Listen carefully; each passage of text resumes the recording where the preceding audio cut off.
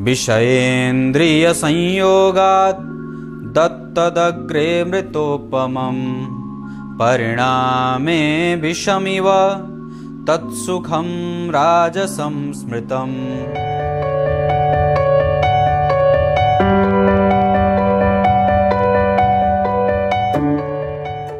प्रिय दर्शकों नमस्कार, एक बार फिर से उपस्थित हूं आप सबके सामने सोमवार के कार्यक्रम में। एक ऐसा कार्यक्रम जो आपको ये बता सकता है कि आप अपने जीवन में किसी भी कार्य को जब करने चलते हैं तो कितने सफल होने के योग बने हैं।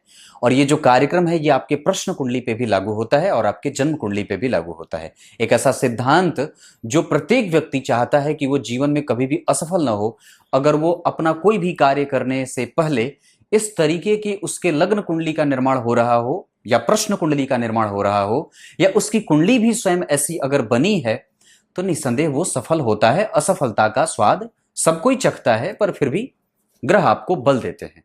शुरू करते हैं आज का कार्यक्रम। कहीं नहीं जाना है, बिल्कुल बन के रहिएगा। आप लोगों को एक बात बताता हूं, आप लोग ना, मैं अपने अनुभवों के बल पे ये बात कहता हूं कि आप लोग चाहे कोई भी सामान लेना हो, इलेक्ट्रॉनिक अगर कोई भी सामान लेना हो, पर सोनी का ना लेना, सोनी कंपनी का ना लेना।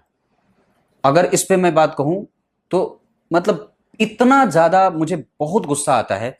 मैं ये जो कैमरा है आप लोगों को, इस पे मैंने पहले भी फीडबैक दिया था। इसका माइक मैं इस्तेमाल करता हूं। अभी मैंने इसी का एक ब्लूटूथ क्या बोलते हैं उसको, वायरलेस कैमरा खरीदा, वायरलेस माइक खरीदा है।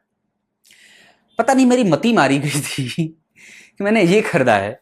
ये यहाँ है, ये 17,000 की माइक है। ये किसका नाम क्या है पता नहीं क्या है, ये सोनी का ही है। ऐसे ये ऐसे कैमरे के ऊपर इसको ऐसे लगा देते हैं और फिर इसका इस्तेमाल करते हैं। ये इतना बेकार है, इतना बेकार। मुझे किसी से पैसे नहीं लिए हैं मैंने, और ना कभी किसी का वो देता हूं, पर मैं अपनी अनुभव के आधार पर बोल रहा हूं। एक नंबर की वाहियात चीज है कंपनी ने बनाई।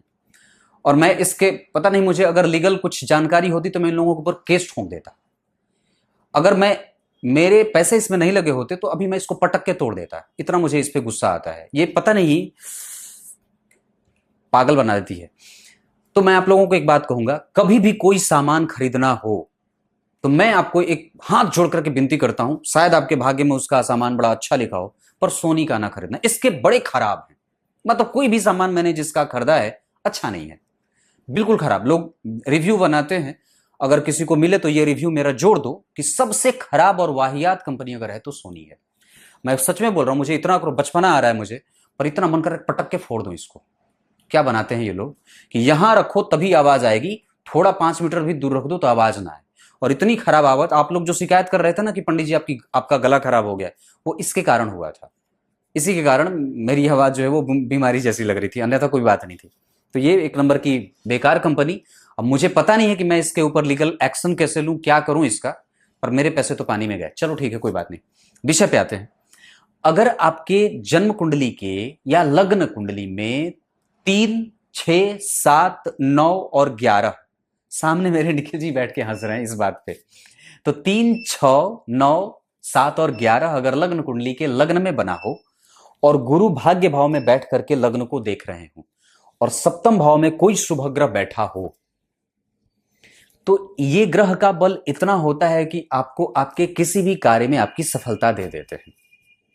नर राशियां, जैसे अगर आप देखें तो ये बुद्धिजीवी राशि है। धनु राशि को नृ राशियों में नहीं रखा गया है, बाकी मिथुन राशि नृ राशि के अंतर्गत आता है। कन्या, तुला और कुंभ ये संपूर्ण नर राशियां हैं। मतलब वो आधार जो है उनका वो नर से युक्त है। लेकिन जो धनु राशि है वो संपूर्णतया नर राशि नहीं है, उसमें पशु भी है, क्योंकि उसका जो आधार है वो घोड़े का है, पर ऊपर का हिस्सा नर का बना है, मतलब वो जो है पुरुष भी है उसमें। तो ये ऐसी राशियां हैं जो नृ राशियों के अंतर्गत आती हैं। अगर वो लग्न में बनी हो और गुरु लग्न को देखते हो, चाहे पंचम से या नवम से, या सप्तम भाव में शुभ ग्रह बैठा हो, यहां पे सप्तम भाव में शुभ ग्रह बैठे हो, तो इसे कार्य सिद्धि का योग लग जाता है। या अगर ऐसी स्थिति आपके प्रश्न कुंडली में भी बनती हो और आप कहीं जा रहे हो और ऐसी स्थिति बन जाए तो आपको सफलता मिलती है और आप निश्चित रूप से सफल होकर के लौटते हैं। बाकी ये इतना ही कार्यक्रम था, सोचा आपको बता दूं।